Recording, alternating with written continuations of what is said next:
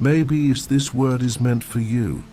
You've been praying, you've been waiting, you've been believing, but all you hear is silence. And that silence feels heavy, it hurts, it's scary. You look up at the sky every morning hoping for a sign. You open your Bible every night, searching for a word. You kneel in your room, pouring out tears that feel like they're falling into a bottomless pit. And in return you get silence. A silence that seems to grow day by day, filling every corner of your life, occupying every part of your mind. And this silence isn't just the absence of sound. It's something tangible, almost physical, something you can feel pressing against your chest, making it hard to breathe. It's an invisible weight on your shoulders, bending your posture, draining your strength. This silence hurts. It hurts like an open wound no one else can see.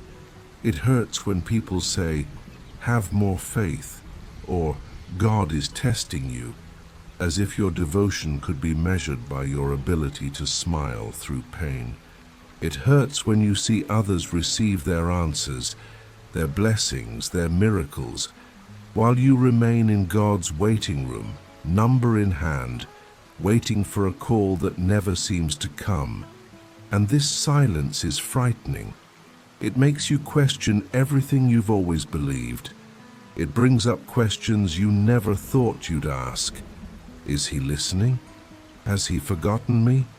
Is he even real? Questions that start as whispers but grow louder in the absence of any response until they become deafening screams in your mind. You look to the sky and it seems mute. The same sky that once seemed so full of promises now stretches above you like a blank canvas, empty of meaning. The stars that once spoke of the Creator's greatness now seem like cold dots of distant light, too far to care about your small earthly struggles. The sun that once represented divine glory now merely rises and sets, going about its cosmic duty, indifferent to your pleas. You ask and nothing answers, and nothing. Your prayers, once so confident, now feel like they're whispered in a language even heaven doesn't understand. Your tears, which you used to believe God counted and kept, now just dry on your face without any purpose or acknowledgement. Your cries, meant to move the Father's heart, now seem to echo in a void, coming back to you as distorted fragments of your own desperate voice. It feels like God has pulled away, like a friend who stopped replying to your messages, like a father who went out to buy cigarettes and never returned, like a light that gradually dimmed until it became a tiny speck on the horizon, so small you're no longer sure if it's still there or just a memory imprinted on your eyes. You go to church, but the worship songs no longer resonate in your heart. You read the Bible, but the promises feel like they're addressed to someone else from another time. You hear testimonies of faith, but they sound like tales from a faraway country you've never been to. And the more you try to draw near, the further he seems. But let me tell you a secret. Not all silence is absence. What you interpret as divine abandonment could actually be a different form of presence. Silence isn't an emptiness to be filled, but a space to be inhabited. It isn't a barren desert, but soil being prepared for something new you can't yet see. Sometimes, silence is the deepest way God speaks. There are messages that can't be delivered through the constant noise of everyday communication. There are truths that can only be absorbed in complete stillness. There are transformations that only happen when all other sounds are hushed. God's silence isn't the lack of his voice, but the presence of a communication that transcends words, a deeper communion that goes beyond human understanding, because it's in the dark that the potter shapes the clay. Light lets us see the end result, but the most important work happens in the darkness. When the potter places his hands on the clay doesn't need to see the process. It needs to be pliable, to surrender to the touch of his skilled fingers. It's in the darkness of the furnace that soft clay becomes a solid, useful and beautiful vessel. It's in the intense heat, when everything feels like it's falling apart, that true transformation occurs. It's in secret that a tree's roots grow stronger. While we admire the branches, leaves, flowers, and fruit of a majestic tree, we forget its real strength is hidden underground, invisible to our eyes, working in silence. Roots go deeper in the dark, searching for nutrients, expanding to ensure stability, building a foundation that allows the tree to stand firm against the fiercest storms. And all that crucial work happens out of sight, in silence and darkness. It's in silence that faith proves itself genuine. Anyone can claim faith when answers are clear, when miracles are visible, when the heavens seem open.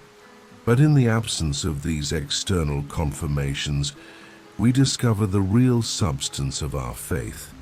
When there's nothing to see, nothing to hear, nothing to feel, and yet we keep trusting, that's when faith stops being a response to outward signs and becomes a choice, a stance, an identity. You have not been forgotten. Even when every fiber of your being screams otherwise, that you've been left behind, that God turned his back on you, even when circumstances seem to confirm that abandonment, even when your own thoughts accuse a God who's absent, that's the fundamental lie the enemy wants you to believe, that you're alone, that you've been abandoned, that your prayers bounce off a bronze sky and return without answer. But the truth, whispered in the depths of silence for those with ears to hear, is that you are more accompanied than ever, that God's eyes never stray from you, not for a moment, that his love never diminishes, not even for a second. You're being prepared, like gold in the fire, being purified of its impurities, like a diamond under pressure, growing in value through resistance, like a seed in the ground, going through an apparent death that precedes new life. This silent season isn't a meaningless gap in your journey with God. It's a crucial chapter, perhaps the most important, where your character is formed, your faith is refined, and your purpose is aligned with the eternal designs of the Creator. Remember Joseph? That young man with vivid, grand dreams, his father's favorite, promised leadership and greatness. Joseph, who was betrayed by his brothers, sold into slavery, falsely accused, unjustly imprisoned. Joseph, who interpreted other people's dreams while his own seemed forgotten by God. Before the palace came the silence of the prison. Before the royal robes, there were the rags of a slave. Before the years of plenty, there were the years of scarcity in prison. Before being recognized as wise, there were years of being ignored as a prisoner. Before saving nations, there was the time spent forgotten in a cell. For 13 long years, God seemed silent in Joseph's life. 13 years without a word, without a dream, without a clear sign of God's presence.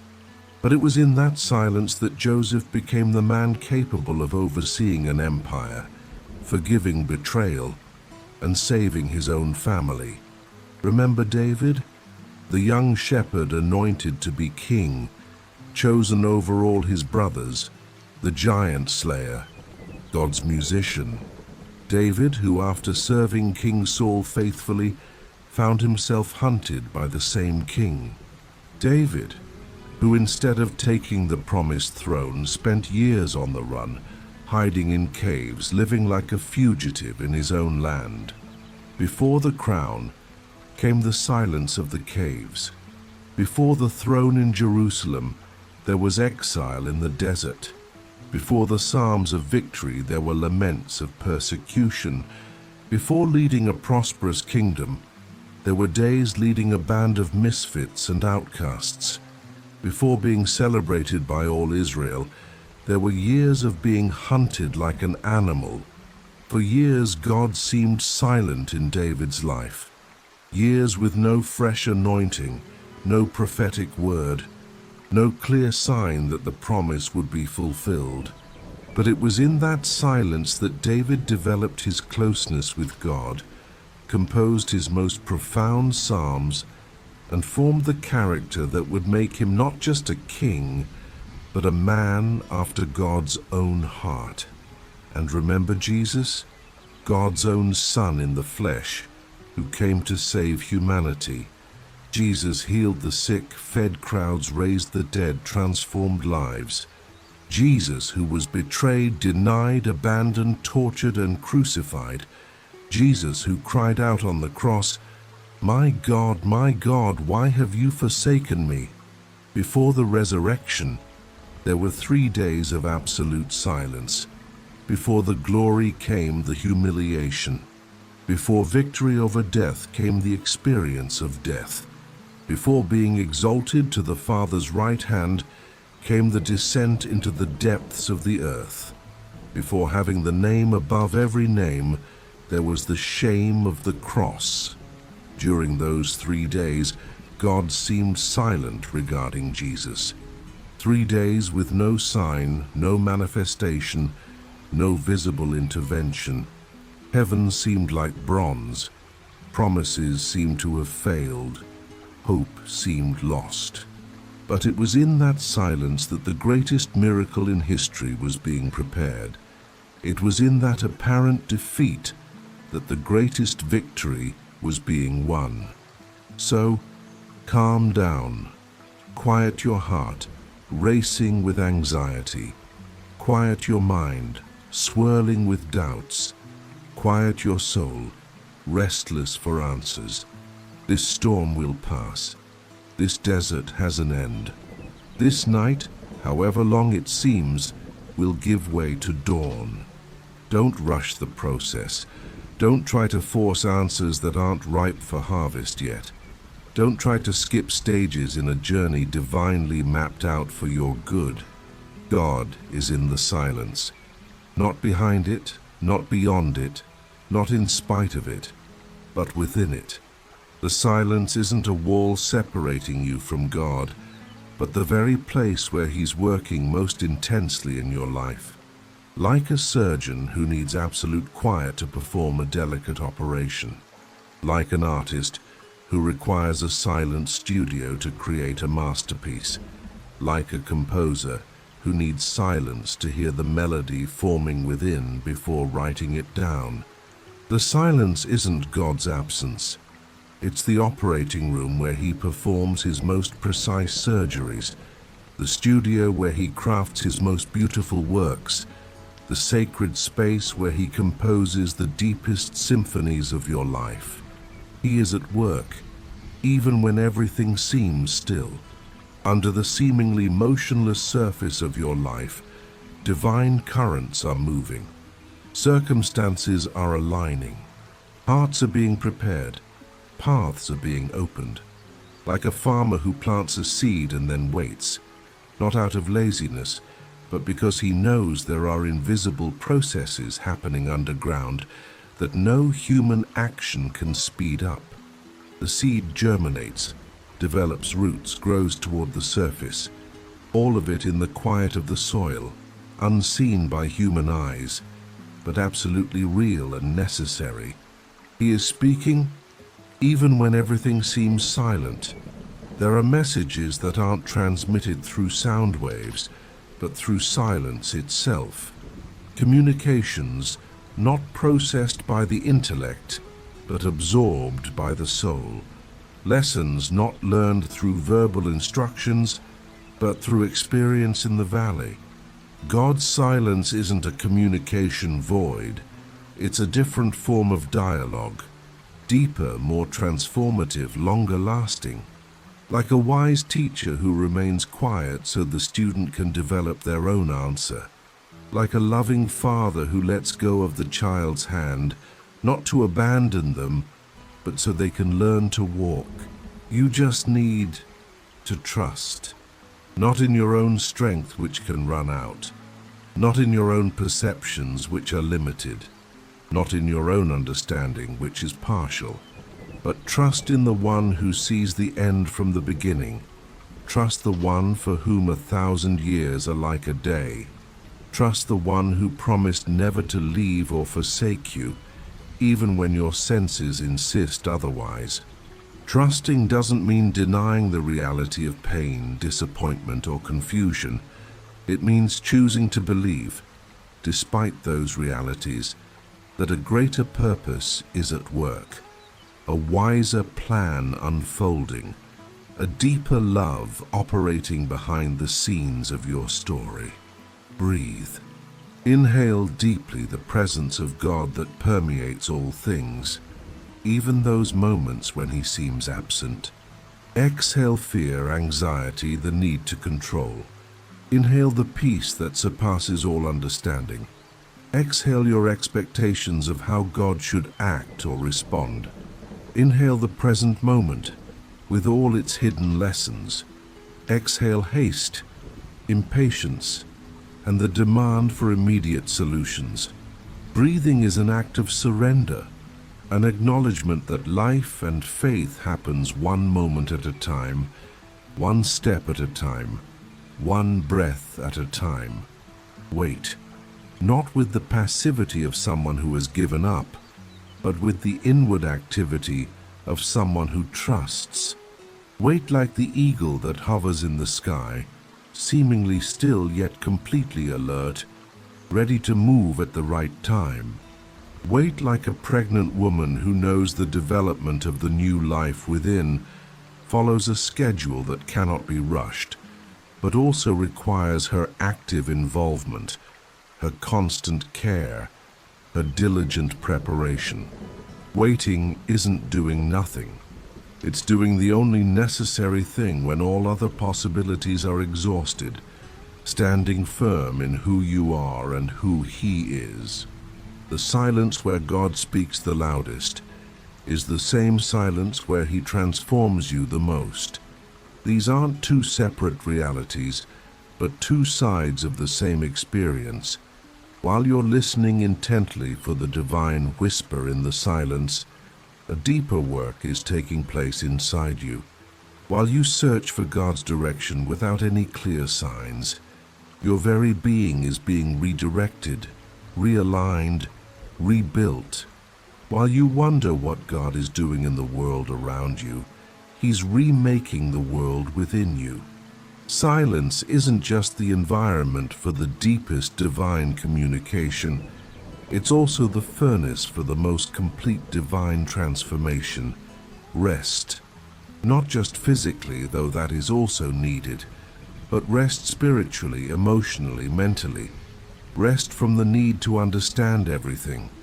Rest from the pressure to have all the answers. Rest from the exhaustion of trying to fix what only God can restore. Rest from the illusion that your faith depends on your performance. Rest from the burden of carrying loads never meant for your shoulders. Rest knowing that even while you sleep, Israel's keeper neither slumbers nor sleeps.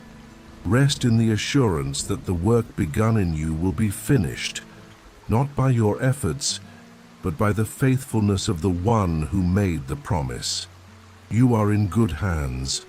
Hands that formed galaxies also care about the tiniest details of your life.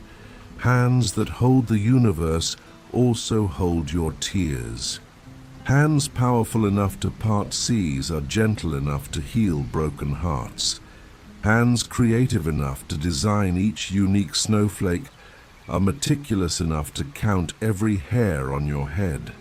You aren't adrift in a cosmic sea of indifference. You aren't a mere biological accident in a purposeless universe. You aren't alone in your struggles, abandoned to fend for yourself. You are in the hands of the Creator, the Redeemer, the Comforter. You are in His hands, not in the hands of chance, which is blind, not in the hands of fate, which is impersonal, not in the hands of circumstances, which constantly change, but in His hands, the God who is love, who is wise, who is powerful, who is good, in the hands of the one who works all things for the good of those who love Him, in the hands of the one who promised never to leave or forsake you, in the hands of the one who never forgets you for even a moment, even when silence seems to say otherwise, in the hands of the one who is faithful, even when you can't perceive His faithfulness, in the hands of the one who does immeasurably more than all we ask or think. The silence will pass. The divine voice that now feels like a distant whisper will one day sound as clear as a trumpet blast. The purposes that now feel as obscure as a riddle will one day be crystal clear. The promises that now seem dormant like seeds in winter will one day bloom in all their fullness. But until then, know that you're not merely surviving a season of silence, you're being shaped by it. This isn't just a test to endure, but a treasure to discover. Not just an absence to be filled, but a different kind of presence to discern. It might be hard to believe right now, but the day will come when you'll look back at this desert of silence and realize it was there, in that seemingly abandoned and barren place, that your deepest roots were formed. That it was precisely in that deafening silence that you learned to discern the softest tones of God's voice. That it was exactly in the apparent absence that you discovered a more real, more substantial, and more transformative presence. It's in silence that we learn to listen. It's in darkness that we learn to see. It's in dryness that we learn to find living water. It's in loneliness that we learn to sense divine companionship.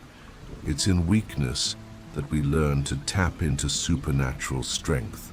It's at the end of our possibilities that we discover the beginning of God's possibilities. So, dear heart, weary of waiting, don't give up. Don't interpret silence as rejection.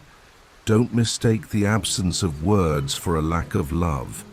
Don't let the wait steal your hope, because this word is for you. You who have prayed without seeing an answer. You who have waited beyond all reason. You who have believed when every sign points to the opposite. You who have remained faithful even when divine faithfulness seems to fail. You who keep looking at the sky even when it seems made of bronze. Silence isn't the end of the story. It's just one chapter, maybe the hardest, maybe the longest, maybe the most painful, but still only a chapter. There are more pages to turn. There is more of the story yet to be revealed. There's a purpose unfolding, even when the narrative seems to have stopped. Be certain, the author of your faith hasn't abandoned the story halfway through. The composer of your life hasn't left the symphony unfinished. The potter hasn't given up on the vessel he's shaping in the shadows of his wheel. Today's silence is setting the stage for tomorrow's revelations. The darkness you face now is creating the contrast that will make the coming light even more dazzling. The desert you're in is stirring a thirst that will make the promised waters all the sweeter. Resist the urge to force premature answers. Resist the impulse to abandon the journey before you reach your destination. Resist the pressure to create your own solutions when God's solution seems to be taking too long. Be patient with God. Be patient with yourself. Be patient with the process. God's timing rarely matches ours, but it's always perfect. His answers rarely come the way we expect, but they're always exactly what we need. Meanwhile, find purpose in the silence. Find meaning in the wait. Find growth in the dryness. Find strength in weakness. Find direction in uncertainty. Find company in solitude. Embrace the silence not as an enemy, but as a teacher, not as punishment, but as preparation, not as divine abandonment, but as an invitation to deeper communion. Because it's precisely when we can't feel God that we have the chance to truly trust Him. It's when we can't see the road ahead that we learn to walk by faith, not by sight. It's when all human voices fail to comfort that we can hear the gentle whisper of the divine voice speaking, not to our ears, but straight to our spirit. God's silence isn't empty. It's full of potential. It's not an absence, it's a different kind of presence. It's not the end, it's the prelude to a new beginning. So lift your eyes from the dust of your disappointment and look to the horizon of your hope. Rise from the ashes of your confusion and stand on the rock of God's truth. Step out of the grave of your dead expectations and walk toward the resurrection of new dreams, new purposes, new life. Silence will not have the final say in your story. Darkness will not overcome the light destined to shine in your life. The desert will not be your permanent address, only a road leading to your promised land. You're being prepared in silence for a revelation that will exceed all your expectations. You're being strengthened in darkness to carry a weight of glory that would be unbearable without this time of formation. You're being shaped in the desert so you can pour out rivers of living water when the right time comes. And when that time does come, and it surely will, you'll look back and understand. You'll see the golden thread of divine grace weaving even your darkest moments into a tapestry of indescribable beauty. You'll realize you didn't lose time in the desert.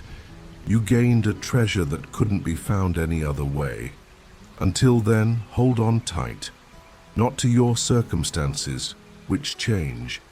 Not to your feelings, which fluctuate. Not to appearances, which deceive.